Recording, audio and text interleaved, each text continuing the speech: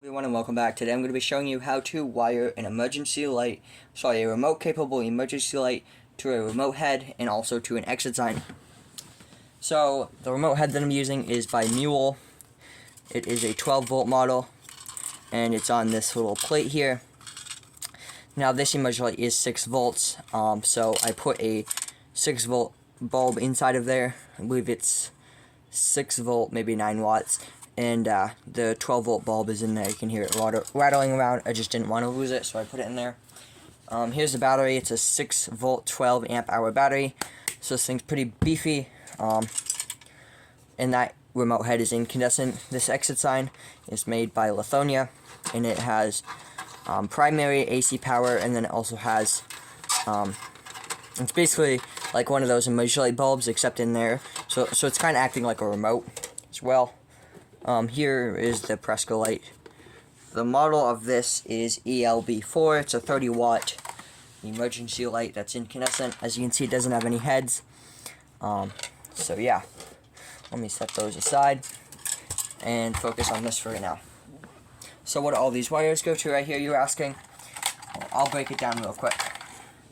These 3 wires are your power. So the brown wire, which in some models is orange or red, that is for your 277 volts. So this is primarily used on industrial lighting, where there is lots of lights. So usually they're on 277 volts. Also parking lot lights, they up the voltage to 277. That way they're more efficient. That way they can use a lower gauge of wire, which saves them money in the long run. So we're not going to be using this for most commercial applications. You're not going to be using this. Residential, again, you're not going to be using this. Now we have our black and our white, which is more common which is the most common in residential and commercial buildings. So here we have an extension cord. The white is the power going out, and the black is power going in. So think of it, your electrical system is like a loop. So all the way from the generator spot where the power is generated, whether that be wind, solar, whatever it might be, power comes all the way from there through a whole bunch of different wires, all the way through here, and then it goes right back to the source, whatever it doesn't use. So you're going to have to be wiring those up for most applications. And then here we have our extension cord, which is black and white. So that is the power wires all done. I'll try to tuck them underneath there. Next we have our battery connections. Now these also come in a whole bunch of different colors. Usually it's red and black. Sometimes there's a white wire. Sometimes it's blue and purple, or whatever the wires might be. They're for your batteries. As you can see, our battery terminal just slips in there just like that. You can see this battery, the prongs are bigger. However, this one is smaller, so I kind of had to cut a little bit of that off. That's what the electrical tape is for. So when I put it on, I can tape it down and it'll stay shut. Just because I had to modify the battery a little bit, no biggie. So yeah, power, backup battery. These are for your remote head, so these are the wires that we're going to be using. And so these give off 6 volts of electricity. When this unit has no power, these will give off 6 volts of electricity if it has a working battery. These practically do the same exact thing. These are just for your lamp heads here, and on this particular emergency light there's a fuse for the it's a very basic fuse, just a little piece of metal. This emergency light has a fuse for the remote heads. Don't really know why that is, but anyway, it does. So that's kind of neat. So yeah, now we'll wire it. You're also going to need wire nuts and your wire of choice. So yeah, we're just going to grab 2 random wire nuts, grab our wire, and we're going to be using the white and the black. We'll do the white first. So we're just going to twist the wires together, white to white, black to black. And then you're going to twist on your wire nut. And the more you twist it, you'll start to feel how it bites down on the wires really nice. And now that's a solid connection. You're also going to do that with your black wire. Twist them together. Screw on your wire nut, wire cap, wire connector, whatever you want to call it. So now I know that that is a solid connection that's not going anywhere. Now we'll wire up our remote heads. So yeah, this is one of our remote heads. I will connect this short piece of wire. Polarity does not matter with remote heads. Polarity is, like, this is polarity, white to white, black to black, but in this application, either wire could go either way. So, yeah.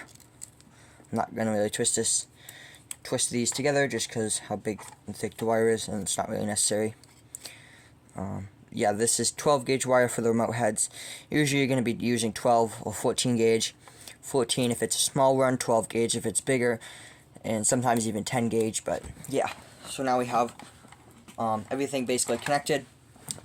Now these other remote head wires, if they touch each other when the unit's in emergency mode, it's not going to work.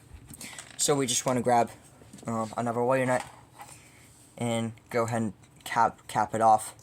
You could also use the electrical tape. So yeah, you just primarily don't want this to touch anything. So that's why we're capping it off. You don't want it to touch the circuitry or any other thing. Any other wire, it's not going to hurt you. If it does, it just might hurt the unit or the equipment. So now we're going to have another wire, and I'm just going to twist these wires together, and we're going to do the same thing with this one. Pull that little bit off. This connection is a little bit long, but that's okay. And we're going to connect up our remote head, twist that one in, and I'll use a beige wire nut. Actually, I'll use probably a yellow or smaller. Yeah, yellow seems to work. So you can see this wire is purple.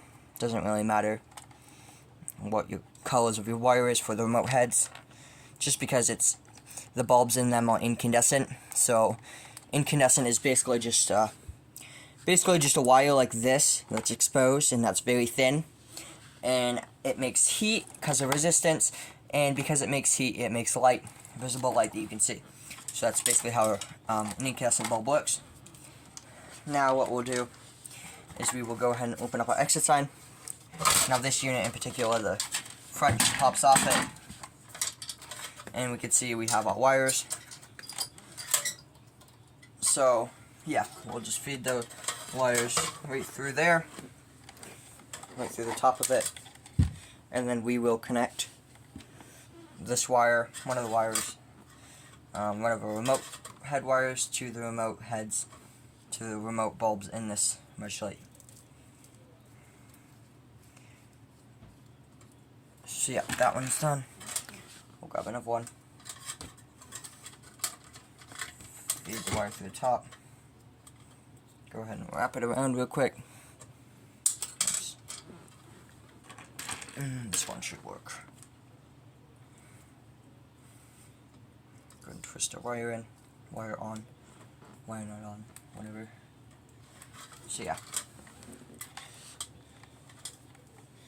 A little bit tangled, but whatever, that's fine. So now that's all wired up. As you can see, there are two other wires. This is for if we want to have the primary bulbs. I'm not going to be hooking those up in this video. You just would connect that to 120 volts. Let me put the faceplate on. I'm not really going to snap it in, just going to set it on. Okay, there we go. And now everything's wired up that has to be wired up. And now, as far as all these wires go, we still have to connect a battery. So red to red, black to black. Again, on the battery, polarity doesn't really matter. Just so you know, it does say positive and negative, but at the end of the day, it doesn't really matter. So put a little piece of tape on it, and now what I'll do is I will plug everything in to this. Okay. Actually, I'll be right back. Just gotta plug it in over here. There we go. As you can't see, but as I can see, that little light is on, and if we press it, here you can hear the relay clicking.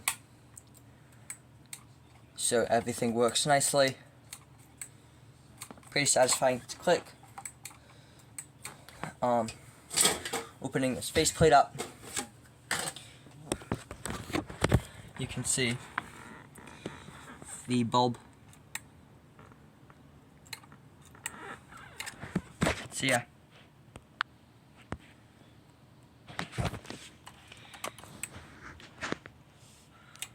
You can hear the relay clicking. When you press it, it disconnects the power and the AC bulb goes away. So, really nice setup. You can see the remote head, everything works nicely. So yeah, that's gonna do it for today's video, guys. Thank you all for watching. Really do appreciate it, and I'll catch you in the next one. Bye bye.